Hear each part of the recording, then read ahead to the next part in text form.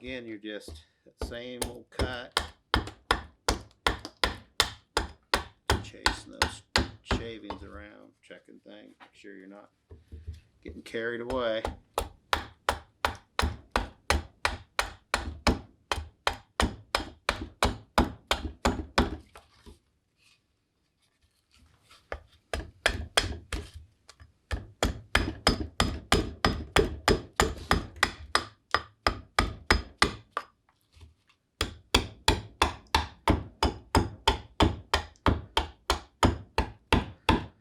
When you're doing these cuts here, just always want to be sure that you're tight against your stump down there, because if you're not, you're up in the air, you can chip out. You can force a chip out there, and you don't want that to happen.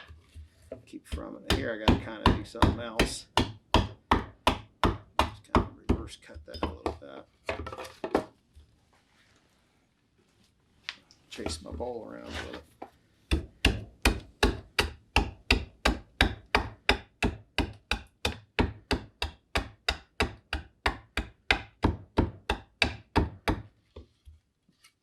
Yeah, we'll get the rest of that with a knife we get in there.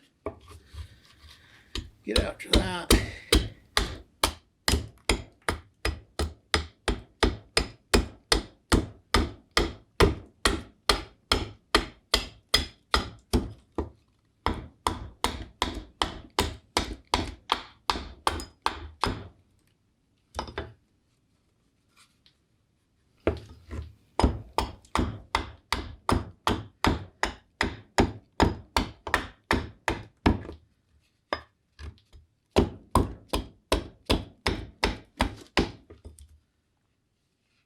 And again, I'm just always checking because I don't know exactly where I'm at. I can't see it. I don't have X-ray bowl vision here, so my measurements, my fingers, I check that.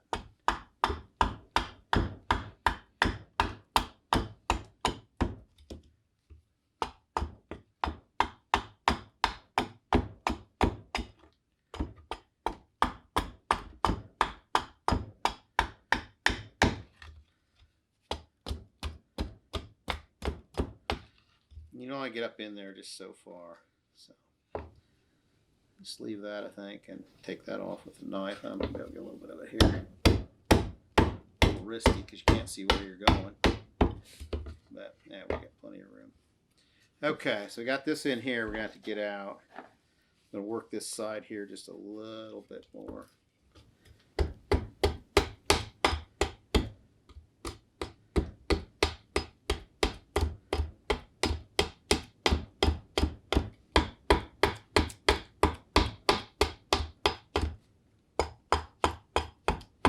Rest of that we'll get with spoke shave.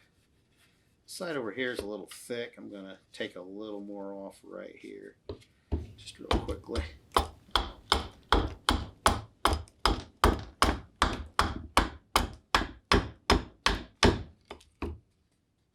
Yeah, like that.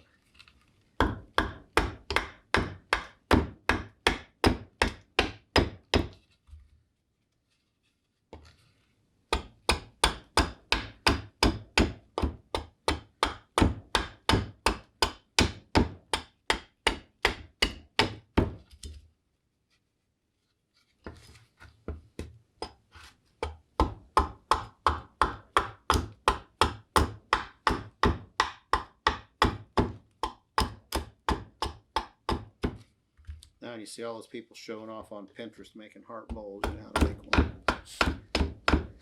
This is pretty popular on Pinterest. Yeah, I see a lot of them on there. Yeah. That's a neat project, you know. Most of the time you'll shy away from that fork in that tree because you know it's going to be a pain. So you think, well, I don't really want to try to make something out of that. And this gives you something that, you know, you can make out of it. So now we're down where we normally end up. A little teeny knife against a big piece of wood. And all I'm really interested in right at the moment is kind of getting a perimeter set. And getting this bark off. And then most of this I'm going to go deal with actually probably with a spoke shave on the outside here. That's a fast way to take this wood off.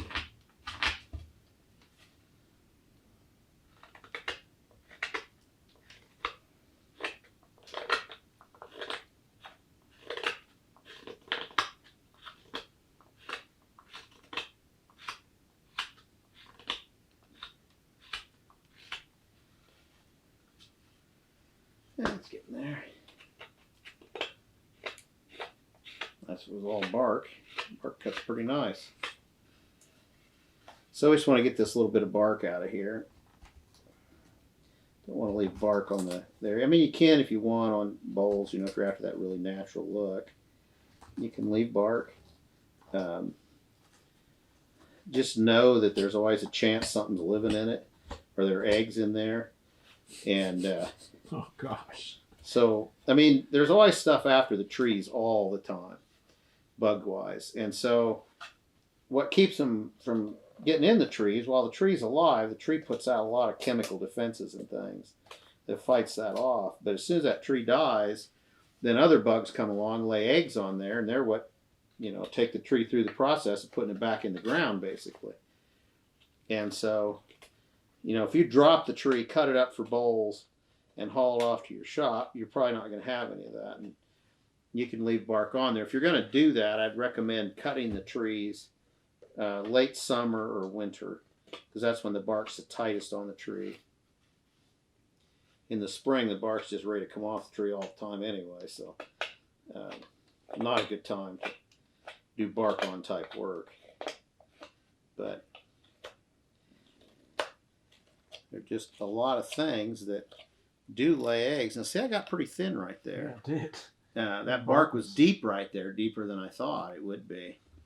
And so that's just, one of those things that happens. You got to pay attention to.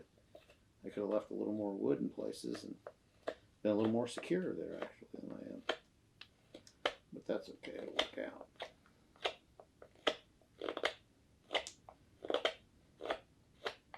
But they lay eggs, the bugs do, on that bark. And then the larvae bore into the wood and then come out of there. Usually it's some kind of a winged insect in the end. How that'll work. But no bark's always less bugs. I mean, that's just a rule of thumb.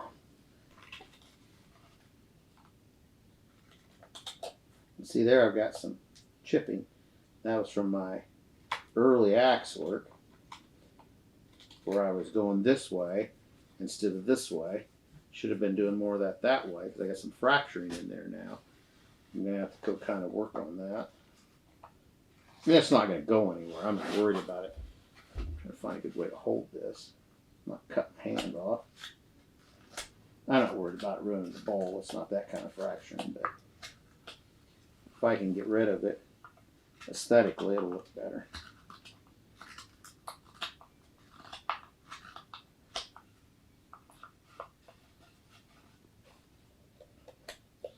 That knife has just enough curve in the blade to be really useful at working down in hollow spots and things like that. I can kind of get in there. You wouldn't think that curve would matter that much, but it really, get a blade with a little bit of curve to it, you can really get in a lot of places that you probably don't think you could with just your plain old knife.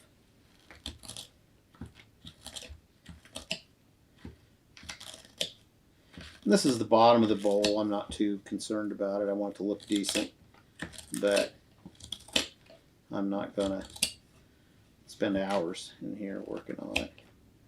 Now I just got a couple tears here I want to kind of mitigate in whatever way that I have to do that.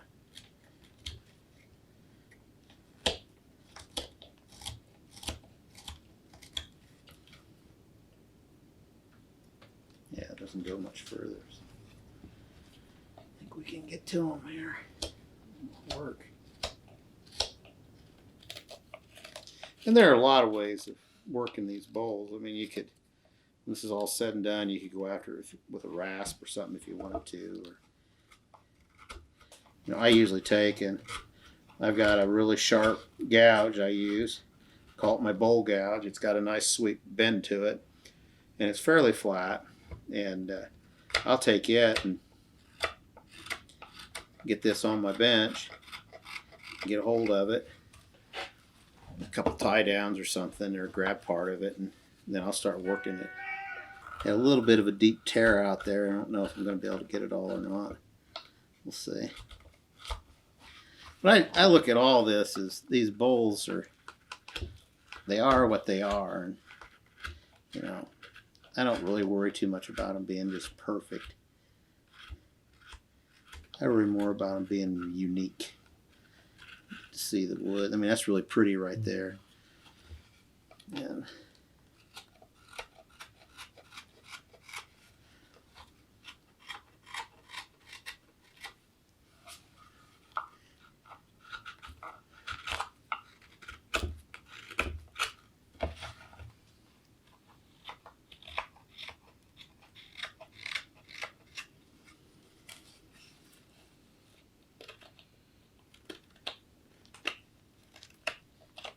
little bits of bark left there. I'm just trying to get that kind of cleaned up before I go after this with the shave.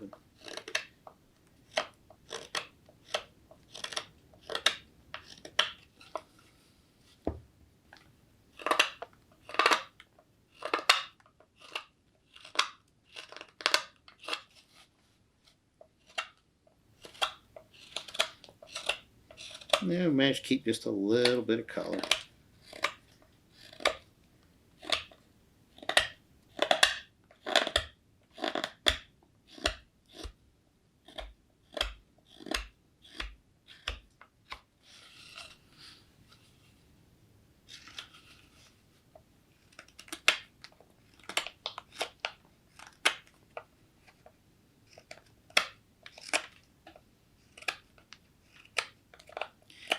You could use a bigger knife doing this, but I find this little knife just does everything that I need to do. For the most part. So, yeah, it's not perfect, but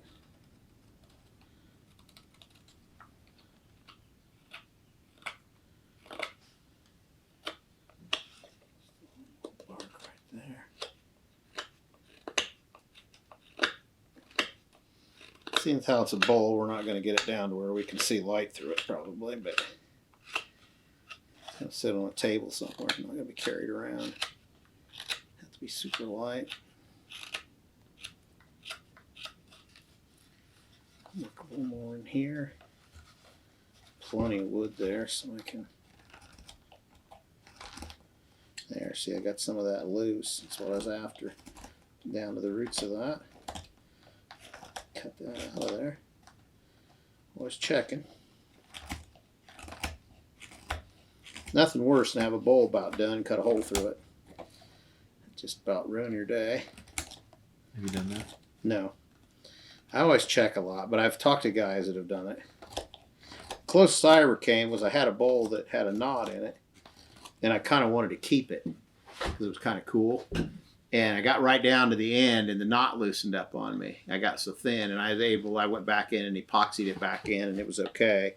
You know, I mean, it had a little bit of a repair there, so to speak. But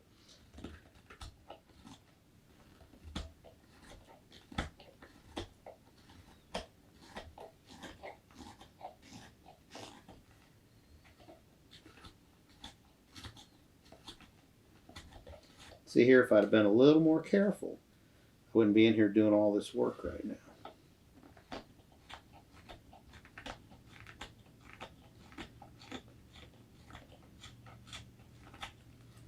But I didn't pay quite enough attention to which way that wood was tearing.